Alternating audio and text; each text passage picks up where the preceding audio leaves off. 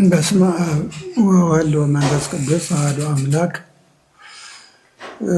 ብፁዕ አቡነ ኢሳያስ፣ ብፁዕ አቡነ ጴጥሮስ፣ ብፁዕ አቡነ አረጋዊ፣ ብፁዕ አቡነ ዮሐንስ፣ ብፁዕ አቡነ ባልዋስ፣ ብፁዕ አቡነ ዕንባቆም፣ ብፁዕ አቡነ ያሬድ፣ ብፁዕ አቡነ ናትናኤል ኣብ ደገ ዘለዉ ብፁዓን ኣቦታትና እውን ብፁዕ አቡነ ማርቆስ፣ ብፁዕ አቡነ ጨርሎስ፣ ብፁዕ አቡነ ኤፍሬም፣ ብፁዕ አቡነ አትናቴዎስ፣ ክቡራን ናይ ሚድያ ሰራሕተኛታት፣ ክቡራንና ክቡራን ኣብ ወፃኢ ውሽጢ ዓዲ ዘለኹም ህዝበ ክርስቲያን እንኳዕ ንዙ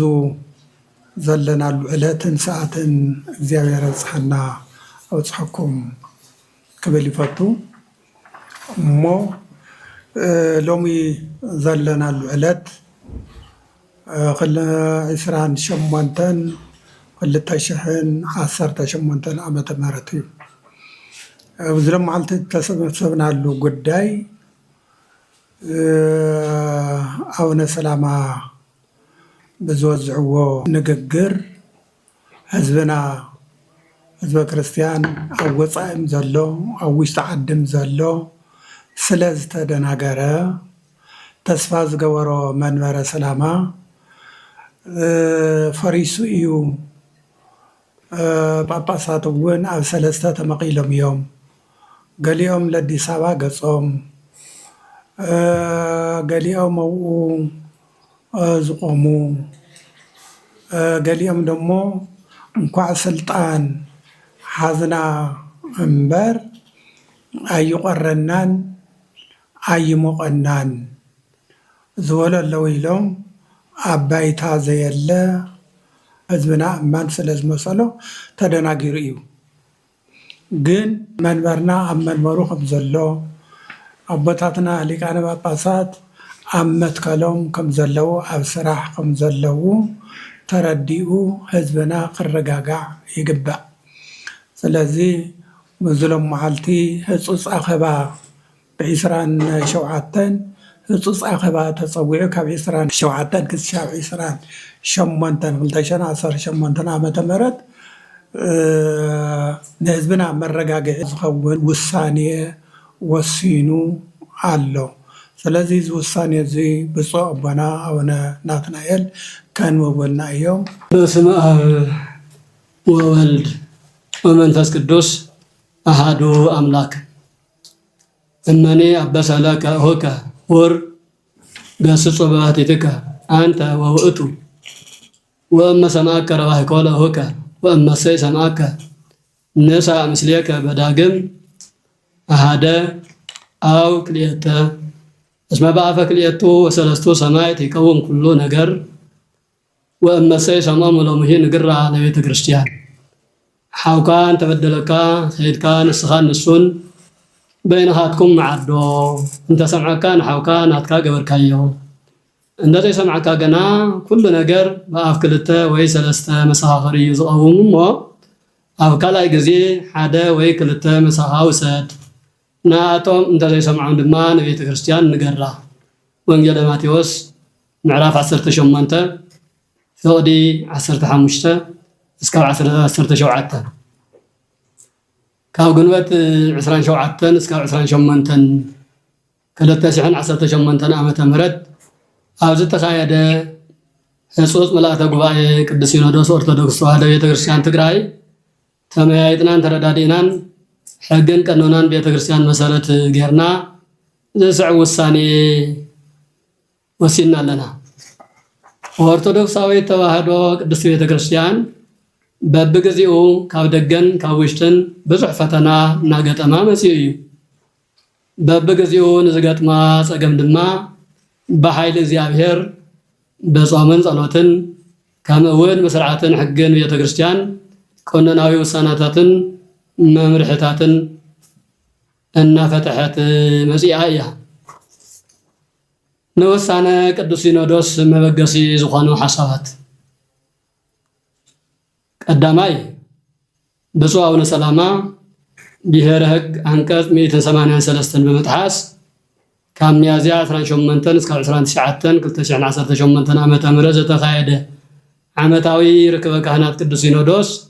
ኦርቶዶክስ ተዋሕዶ ቤተክርስቲያን ትግራይ ነቲ በመንፈስ ቅዱስ ዝምራሕ ቅዱስ ጉባኤ በመጽራፍ ረጊጾም ዝወፁ እንትኾኑ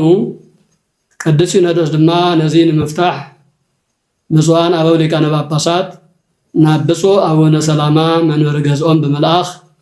ናብቲ ጉባኤ ተጸዊዖም መጺኦም ነቲ ቀኖናዊ ዝኾነ ምልአተ ጉባኤ ቅዱስ ሲኖዶስ ይቅርታ ከሓቱ እንተተጠየቁ እኳ ይቅርታ ከሓቱ ፈቃደኛ አይኮንም። ካልኣይ ብሔረ ሕግ አንቀጽ 194 በመትሓስ ክብርን ልዕልናን ቅዱስ ሲኖዶስ ብዘይሕሉ መልክዑ ሕገ ቤተ ክርስቲያን ንምኽባር ብዝብል ሰበብ ሕገ ቤተ ክርስቲያንን ውሳነታት ቅዱስ ሲኖዶስን በመጥሓስ ፍልፍሉ ዘይፍለጥ መጠን ዘይብሉ ገንዘብ ብምብታን ካብ መዋቅር ቅዱስ ሲኖዶስ ኦርቶዶክስ ተዋሕዶ ቤተ ክርስቲያን ትግራይ ወፃእ ዝኾነ ኣብ ዝተፈላለዩ ማሕበራዊ ሚድያታት ብምውፃእ ብዙሕ ነገራት ይናገሩ ኣለዉ። ኣብ መንጎ ሊቃነ ጳጳሳት ምፍልላይ ንምፍጣር ነዚ ድማ ሓደ ግዜ ኣብ 3 ዝተመቐሉ እዮም፣ ሓደ ግዜ ካብ ማሕበረ ቅዱሳን ሳንጣ ሙሉእ ገንዘብ ዝተቐበሉ ኣለዉ ምባሎም ኣብ መንጎ ኣመራርሓን ስራሕ ፈጸምትን መንበረ ሰላማ ሰናያን ምርድዳእን ከይህሉን እቲ መንበር ንኸፈርስን ምንቅስቓሶም ኣብ መንጎ ኣህጉረ ስብከት ምንባብን ሓድነትን ከይህሉ ዝገብር ስራሕ ምስርሖ ኣብ መንጎ ናይ ኣብነት መምህራንን በብደረጅኡ ዘለዉ ኣመራርሓ ቤተ ክህነትን ፍሕፍሕን ፍልልይን ንምፍጣር ምንቅስቓሶም ኣብ መንጎ ካህናትን ምእመናንን ምትእምማን ክጠፍእን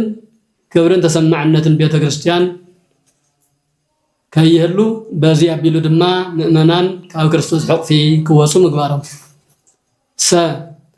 ናይ ሃይማኖት ህፀት ዘለዎም ኣካላት ተሰማዕነት ክረኽቡ ንምግባር እምነትን ስርዓትን ኦርቶዶክስ ተዋሕዶ ቤተ ክርስቲያን ናብ ፈተና ከተኣቱ ምግባሮም ምእመናንን ካህናትን ብምግጫው ምእመናን ቤተ ክርስቲያን ዝህብዎ ውህብቶ ብምዕፃው ኣብ ቤተ ክርስቲያን ኢኮኖሚያዊ ፀገም ክፍጠር ብምግባር ካህናትን መገልገልትን ብምብታን ቤተ ክርስቲያን ብዘየገልገልቲ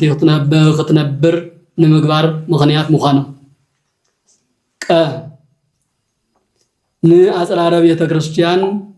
ንኣጽራረ ቤተ ክርስቲያንን ተቃዋምንቲ መንበረ ሰላማን ጥጡሕ ባይታ ብምፍጣር መንበረ ሰላማ ቀፂሉ ድማ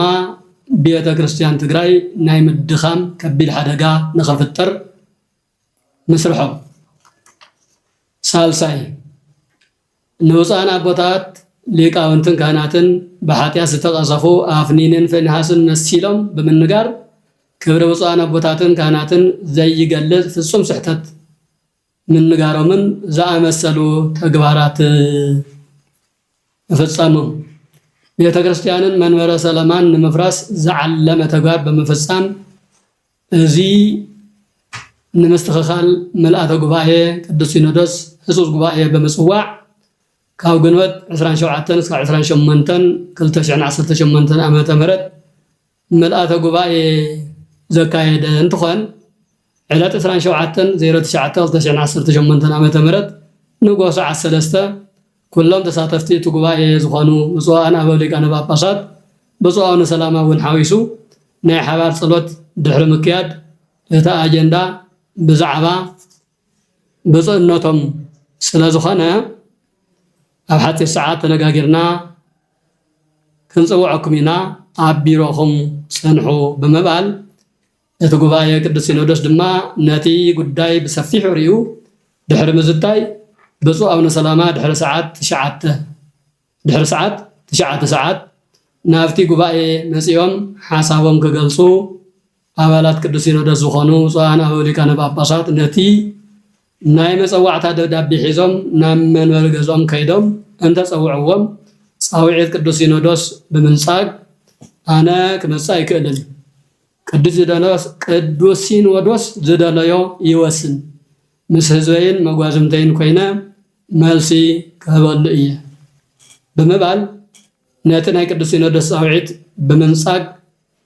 ብምንዓቅ ነፂገምዎ እዮም ነዚ ምኽንያት ብምግባር ቀኖናን ሕግን ቤተ ክርስቲያን መሰረት ዝገበረ ዝስዕ ውሳኔ ተወሲኑ ኣሎ ውሳነ ሓደ ይቅርታ ነዚ ምኽንያት ብምግባር ቀኖናን ሕግን ቤተ ክርስቲያን መሰረት ዝገበረ ዝስዕ ውሳኔ በምሉእ ድምፂ ተወሲኑ ኣሎ ውሳነ ሓደ ሃገረ ስብከቶም ከም ዘሎ ኮይኑ በተደራቢነት በቅዱስ ሲኖዶስ ዝተዋሃቦም ናይ ስብከተ ወንጌል ሓላፍነት ክልዓል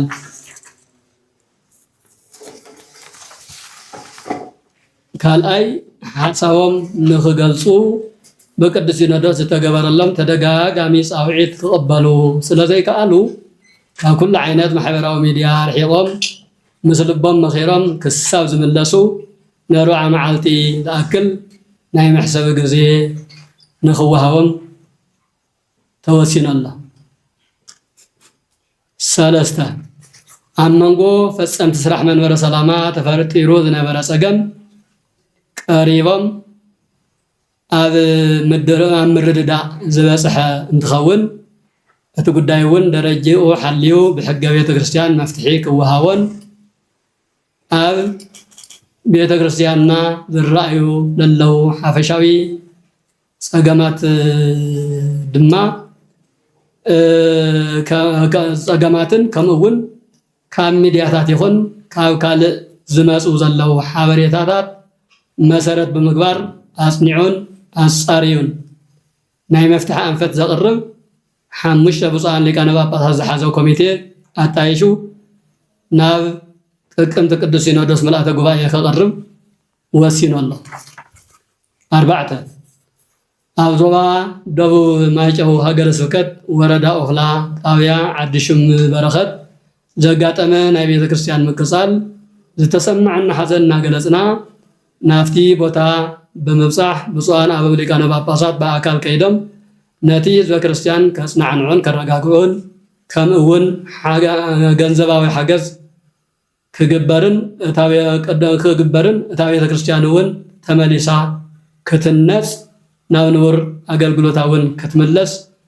ዘመልከተኩም ክርስቶሳውያን ደቅና ኩለኹም ክትረባረቡ ፃውዒቱ የቕርብ ኣሎ 5 ካብ ዞባ ምዕራብ ትግራይን ካልኦት ከባቢታትን ተፈናቂሎም ኣብ ዝተፈላለዩ ከባቢታት ትግራይ ኣብ መንጎ መንባርን ዘይመንባርን ኮይኖም ብፀሓይን ብቁርን ብጥምየትን ብሕማምን ኣብ ከቢድ ሓደጋ ዝነብር ዘሎ ህዝብና ንመበል ሻድሻይ ክረምቲ ኣብ ኬንዳ ከሕልፎ ስለዘይግባእ ዘመልከቶ ኣካል ካብ ቃል ምእታው ዝዘለለ ተግባራዊ መልሲ ብምሃብ ናብ መረበቶም ክምልሶም ፃውዒቱ የቕርብ 6 ኣብ ዓለምና ብፍላይ ድማ ኣብ ዓድና ዘሎ መሰከፈ ኩነታትን ደበና ኩናትን እግዚአብሔር ከቕሩሮን ምሕረቱ ምእንታን ክልእኸልናን እቲ ዘሎ ፆመ ሃዋርያት ከም ዘሎ እናተፆመ ከም ዘሎ ኮይኑ ካብ ሰነ 1 ጀሚሩ እስካብ 7 ድማ ኣብ ውሽጥን ደገን ዘለዋ መላእ ኣብያተ ክርስቲያናት ትግራይ ስእለ ኣድህኖ ብምሓዝ ኣብ ኣውደ ምህረት ብምውፃእ ጸሎተ ምህላ ክግበር ከም ዘለዎ ተኣውጅ ኣሎ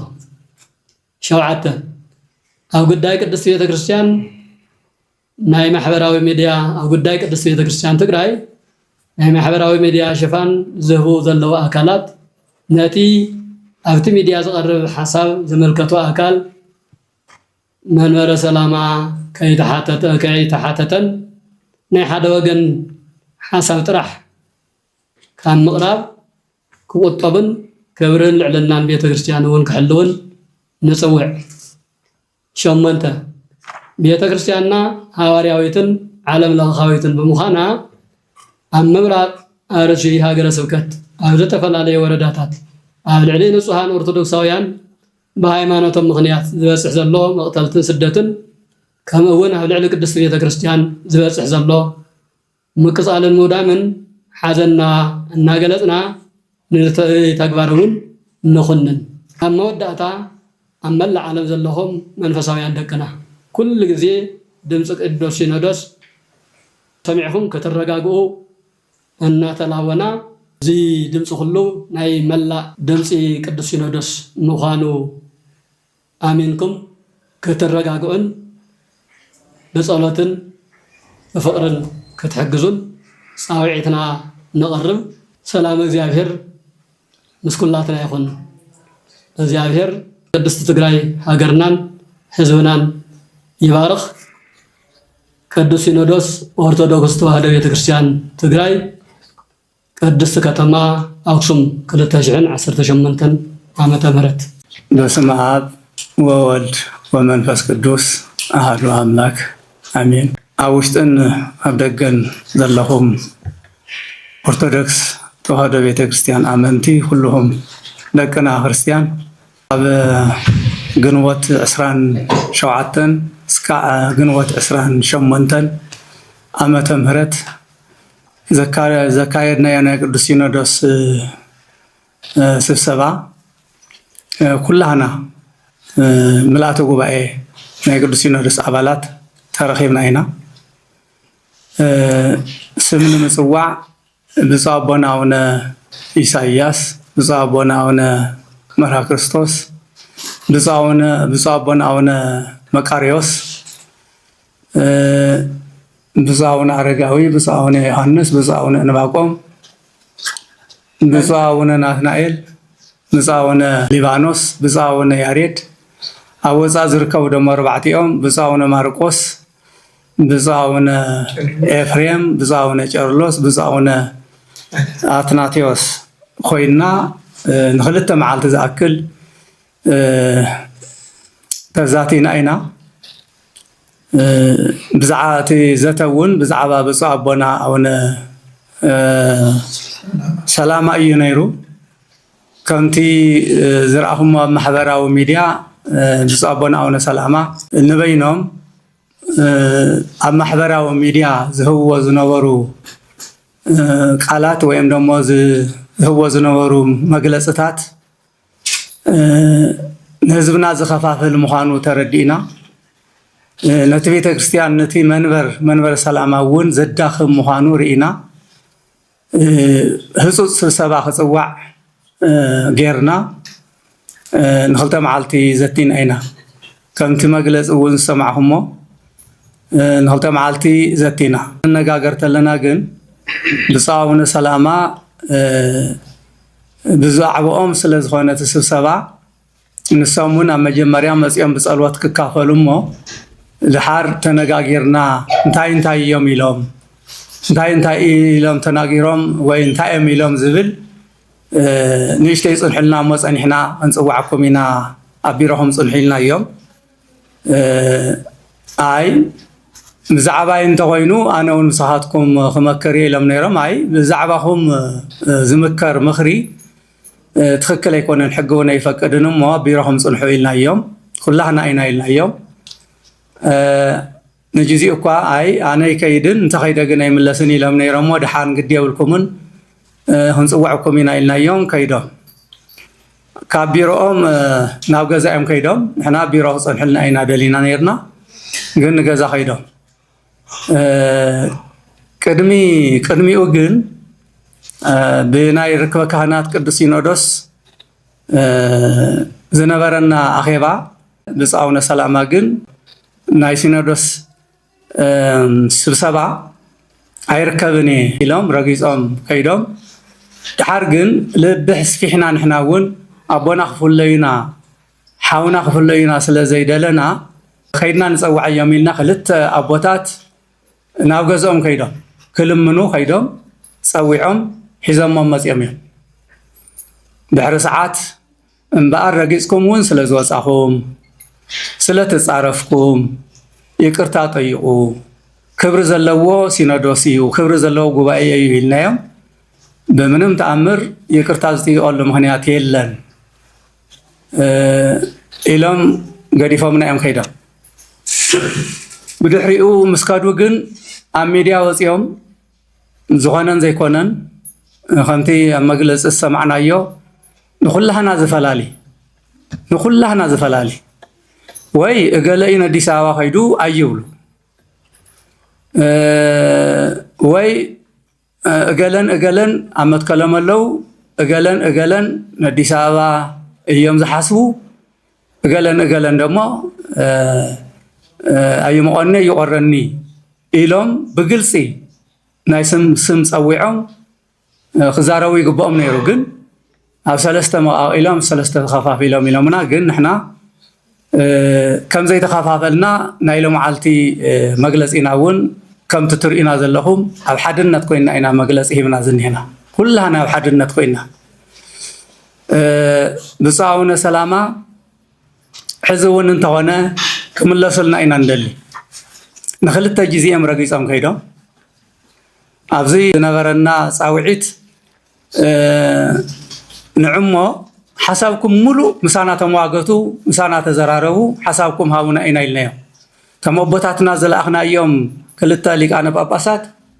እዚኦም ኢሎሞ ምስ ሲኖዶስ ተመዋገቱ ሓሳብኩም ግለፁ ዝደለኹሞ ኩሉ ተዛረቡ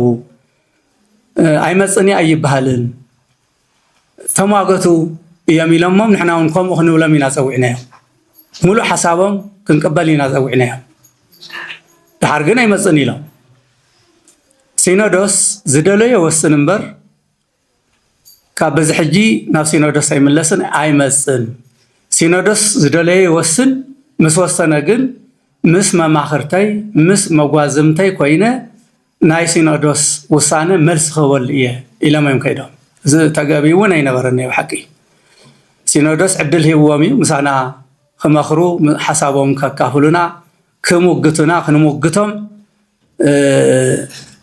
ዕድል ሂብዎም ኣይሙግትን ሓሳበይ እውን ኣይህብን ኣይመፅን ኢሎም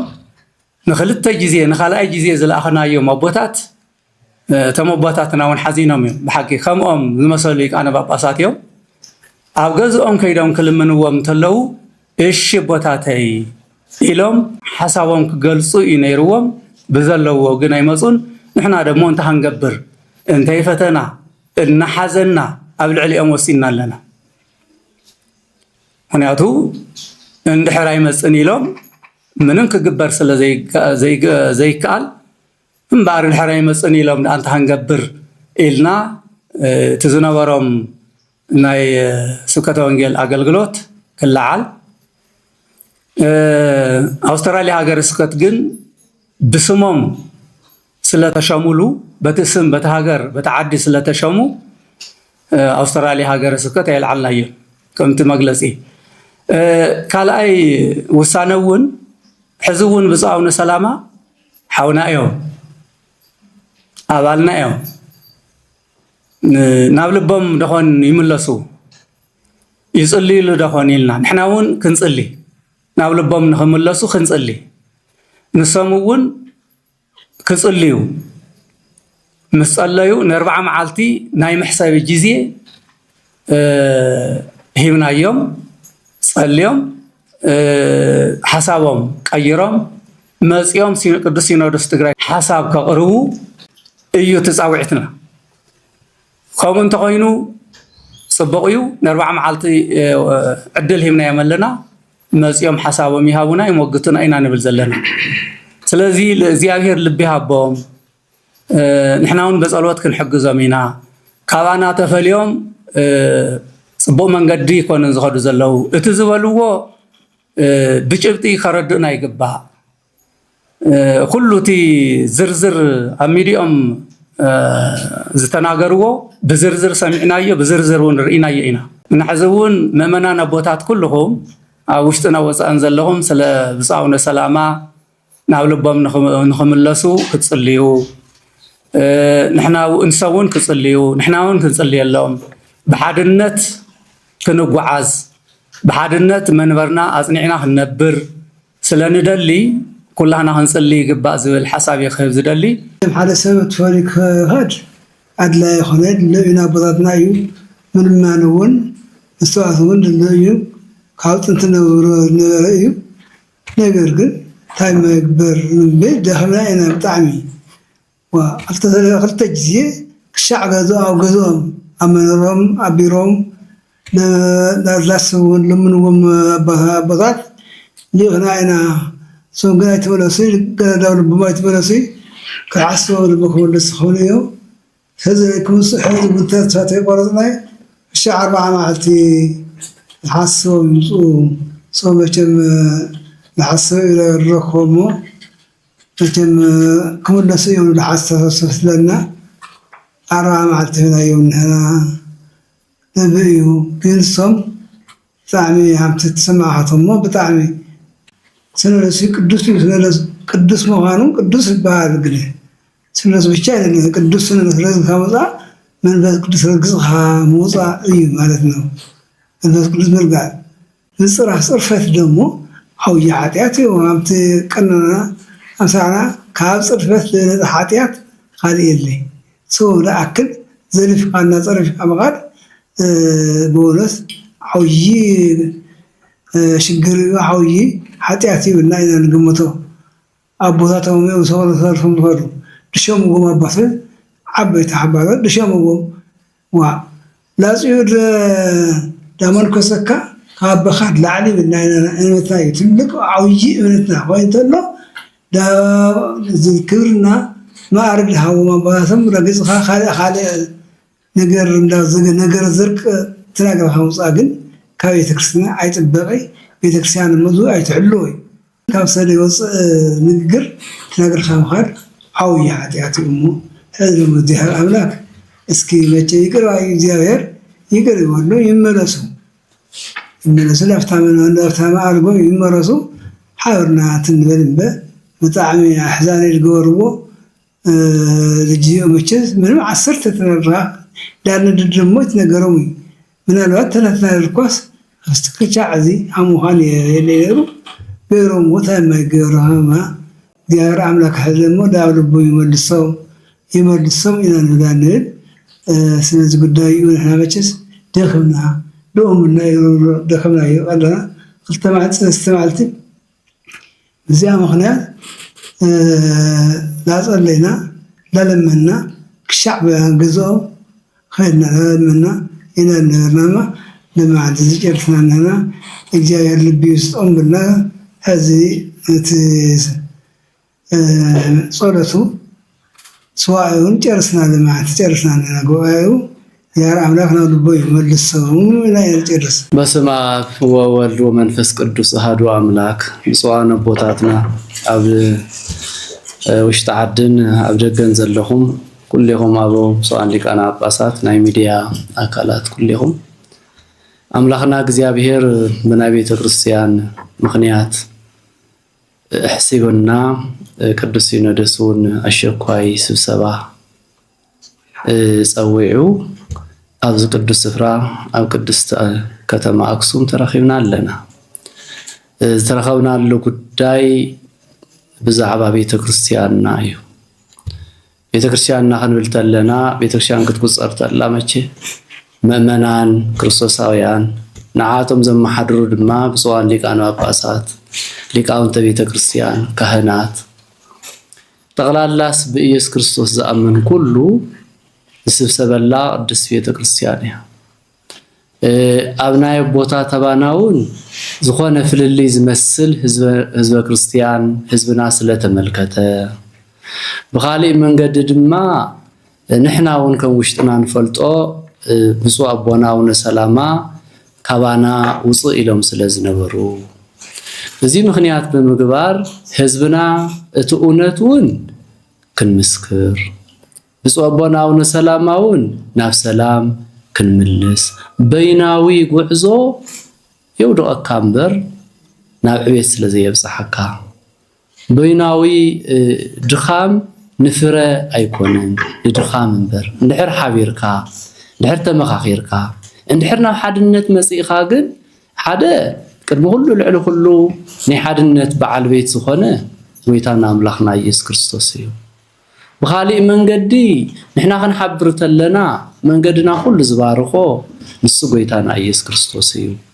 ازي مسارت بمقبار بصوب ونعون سلاما ንምንታይ ንበይኖም ይፍለዩ ንምንታይ ንበይኖም መግለጽ ይህቡ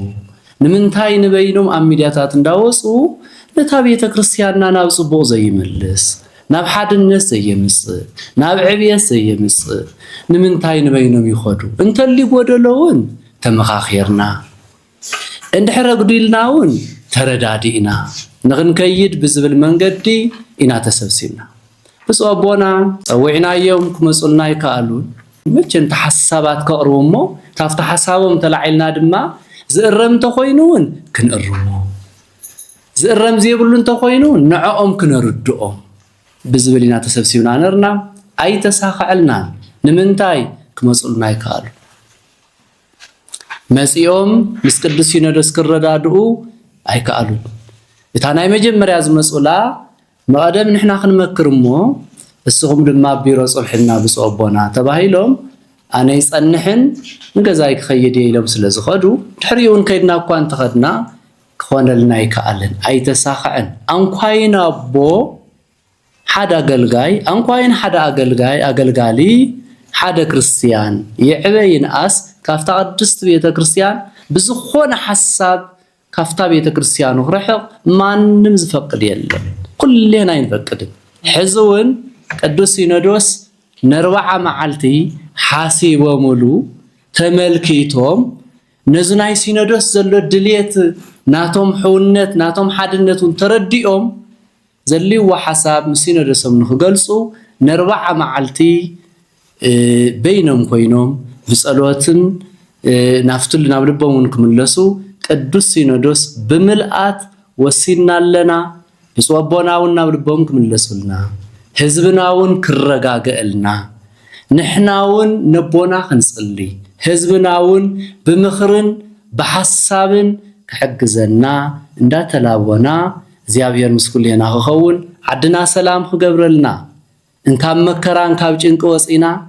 ህዝብና ንገዝኡ ክምለስ ተፈናቀለ ህዝብና ናይ ኩናት ዘሎ ደመና ክርሕቀልና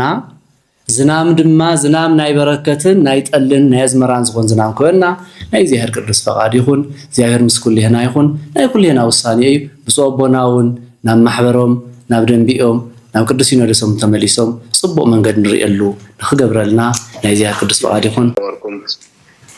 ኣብ ውሽጢ ዓድን ኣብ ወፃእን ዘለኹም ብፁዓን ኣበው ሊቃነ ጳጳሳት ሊቃውንትና ኣብ መላእ ዓለም ዘለኹም ህዝበ ክርስቲያንና ኩልኹም መጀመርታ ልዑለ ባህሪ ዝኾነ እግዚአብሔር ኣምላኽና በዚ ዕለት እዚ ሰላም ሂወት ንብዝሕልና ምስጋና ይኹን ከምቲ ሊቃነ ኣቦታት ዝገለጽዎ እዩ ናይ ሎሚ ዝነበረ ትማሊ ጀሚሩ ሎሚ ሓንቲ ወለደይቲ በኣና ለይቲ እዩ ከለይቲ የደቀስናን ብትግራይና ዘለውን ቀትሪ ክልተ መዓልቲ ሙሉእ ኣኼባ ኣካይድና ኢና ምክንያት ናይ ኣኼባና እውን ከምቲ ዝተገለጸ ናይ ብፁዕ ኣቦና ወለሰላማ ጉዳይ ምክንያት ምግባር እዩ ነይሩ ኩልና ከም ዝረኣናዮ ክሪኦ ከም ዝቐነና ህዝብና ተረቢሽ ይቐንዩ ንሕና እውን ተረቢሽና ቐኒና እቲ ህዝቢ ክጨንቆ ከሎ ተስፋ ግን ኣብ ትግራይ ኦርቶዶክስ ተዋህዶ ቤተክርስቲያን ኣብ መንበረ ሰላማ እዩ ነይሩ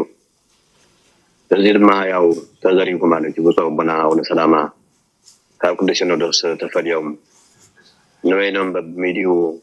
ብዝህቦ ዝነበሩ መግለፂታት ብጣዕሚ ተረቢሹ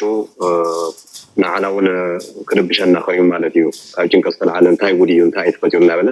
ንሕና እውን ዕረፍቲ እናቕኒና ማለት እዩ ስልኪ ክንምልስ መብራህሪ ክንህብ ስለዚ ሕጂ እውን ከምቲ ዝተባሃለ ናይ ብፁዕ ኣቦና መንገዲ ትክክል ኣይኮነን ኢልና ኢና ኣሚንና እቲ ካብቲ መንገዶም ካብቲ ንበይኖም ተገንፂሎሞ ዘለዉ ተመሊሶም ናብ ኣሕዋቶም ምስ ኣቦታቶም ሓቢሮም ኮይኖም ስለ ትግራይ ቤተክርስትያን ኣብዚ ሕጂ ሰዓት ስለ ትግራይ ዓድናን ስለ ህዝባን ዝጭንጭንቐሉ ንሓስበሉ ንፅልየሉ ግዜ እምበር ስለ ካልእ ንዛረበሉ ግዜ ኣይነበረን ክነብር ይኽእል ጉድለት ኣለውን ኢለ ይኣምን እየ ሓደ ከም ዘሎ ፍሉጥ እዩ ግን መንበረ ሰላማ ካብ ዝምስረት ኩልናኹም ንፈልጦ ናይ 3 ዓመት ተኽሊ እዩ እንኳን ዶ ናይ መንበረ ሰላማ 3 ዓመት ዝገበረ ዕድመ ዘሎ ተቋም ኣብ ጎረቤትና ዘለና ኢትዮጵያ ቤተክርስትያን لعلي 50 قلن عمت زقبرت بيت كريستيان مليئة محدارها كله أي تستغاقلن ببقيه قلت علي نحنا قل فزنا تفنقلو عبد ميتنا مكران عبد مقانن بزبن دات وسده كله عبد دقي هنا وجد القطاس عبد انكتنا بمكران زل هزي الساعات نعوز صنعنا بفور وينكا بحد وينكا تصير له صقماتون حدير كاوي لما انتهاليو تمايتكا كل جيه نمايتنا كل جيه توزر له قلت كستاخن او نايتكم سينودس يكون او نايركو كاينات جنوت ذاتنا انا متينا مالتي زلو قلتات بقوامي سينودس يكون بملئات غوا يكون كما اجندات እንዳልሐልና እንዳተማያየጥና ከስተሃውል ዝግባው ነገራት ከስተሃውል ተነጋገን አይና መከን በሐደ ጊዜ ምንታይ ፍጹም አይኮነን ይልካ ሐሲብካ ሞዝ ጸገምዚ አብዘ ጽልማት ዚ ካለ ተወሳኸ ጽልማት አብዘ ጭንቀት ዚ ተመስተወሳኸ ጭንቀት መፍጣር ተከላ አይኮነን አይወዛውና ሰላማይና ኢና ምክንያቱ በታሪክ ኩን ተሰምዕ ይፈልጥን ሐደ ሊቃ ጳጳስ ካብ ቅዱስ ሲኖዶስ ወጽ ተፈልዩ ነመይኑ ዝኸደሉት በታሪክ አይሰማዕና በመጀመሪያ ሆኒ ማውነ ብዛውነ ሰላማ ስለዚህ እዚ ተከላ አይኮንኩም ተመለሲና ብዙ ከንመከር ፈቲና ግን አይተኻለን ከም ተስተባሃለ ግን ሕጂውን ናይ ሰዋይ ጊዜና ሂብና ያምዘና ቅዱስ ሲኖዶስ ትግራይ ናይ ሰዋይ ምናልባት ነው ሁሉ ጊዜ ያለው ናይ ስምዒት ጊዜ ያለው ካብ ስምዒት ወዲኻ ተረጋገሉ ጊዜ ወናሎ ስለዚህ ምናልባት ኣብ ስምዒት ኮይኖም ከም ትናቶም ልቢ ዝሓስቡ ሓደ ነገራት ክኾኑ ኢሎም በዘይ ምዃኑ ኢሎም ዝሓስቡ ንሰምዑ ዓለም ንስ ቅዱስ ሲኖዶስ ተነጋጊሮም እዮም ክፍጽሙ ነይሮም ተፈልዮም ከይዶም እዮም ዝኩሉ ህዝብና ብሽግረት እዮም መኽሪሞሞ እዚ ኩሉ ንምስተኻይልና ተኣኪብና ቐኒና ብሓደ ልቢ ብሓደ ቃል ተናጋሪ ብሓደ ልቢ ሓሳብ ኮይና ከም ሓደ ልቢ ሓሳብ ኮይና ኢና ቅዱስ ሲኖዶስና ፈጺምና ዘለና ሕጂ እውን ናይ ጸሎት ጊዜ ኢና ሂብናዮም ዘለና ናይ ሰዋይ ጊዜ እዛ ሰዋይ እዚኣ ብእውነት ንኽጥቀሙላ ናብ ልቦም ተመሊሶም ናብ ኣሕዋቶም ናብ ቅዱስ ሲኖዶስ ተመሊሶም ብሓባር ኮይኖም ዘሎ ጉለት ናይ ኩልና ሓሳብ እዩ ምንም ነቲ ሓደ ዝበለፀ ነቲ ካልእ ግን ዝቐነሰ ኣይኮነን ኩሉ ሽግር ዘሎ ይኹን ሓጎስ ማዕሪ ዝበፅሐና ንኩልና ስለዚ እዚ ተገንዚቦም ኣብ ደገ ይኹን ኣብ ውሽጢ ዓዲ ዘለኹም ኣቦታትን ኣዴታትን ሊቃውንትና ብእውነት ብፀሎትን ሓሰብና ብምኽሪ እውን እናደወልና ብምኽሪ እናመኸርና ናብ ቦቶም ዝምለሱሉ ዕድል ንኽንፈጥር በዚ ኣጋጣሚ እዚ ሓደራ ይብል ኩልኹም ብፍላይ ፌስቡክ ዩቱበራት ኩልኹም ተጥቀሙ ወገናትና ዝተፈላለዩ ሶሻል ሚዲያ ትህዝና እናተመልከተ ኣብ ፀገም እዩ ዘሎ እሞ